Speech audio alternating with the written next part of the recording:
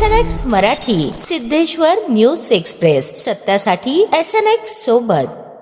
आषाढी वारी 2026 साठी राज्य शासनाने व्यापक तयारी केली असून लाखो वारकऱ्यांना कोणतीही गैरसोय होऊ नये यासाठी सर्व विभागांच्या समन्वयातून नियोजन करण्यात येत आहे। मुख्यमंत्री देवेंद्र फडणवीस यांनी विधान भवनात झालेल्या आढावा बैठकीत सांगितले की यंदाची वारी अधिक सुरक्षित, स्वच्छ आणि सुकर करण्यासाठी शासन कटिबद्ध आहे।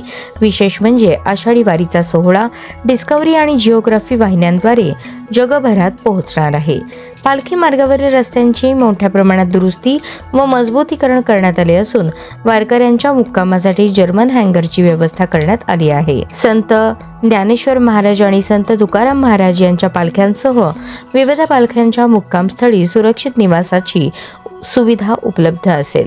डीजे मुक्त वारी, स्वच्छता, आरोग्य सेवा, पाणी पुरवठा आणि सुरक्षा व्यवस्थेवर विशेष भर देण्यात आला आहे। महिलांच्या सुरक्षिततेसाठी ही विशेष उपाययोजना करण्यात आल्या आहेत। उपमुख्यमंत्री सुनेत्रा अजित पवार यांनी सर्व मागण्या पूर्ण करण्यात आल्याचे सांगितले, तर पालकमंत्री जयकुमार गोरे यांनी पालखी मार्गावर सर्व आवश्यक सुविधा उपलब्ध करून दिल्याची माहिती दिली। लाखो वारकऱ्यांच्या श्रद्धा, भक्ती आणि परंपरेचा हा सोहळा यंदा अधिक सुरक्षित, सुकर आणि संस्मरणीय ठरणार असल्याचा विश्वासही शासनाने व्यक्त केला आहे।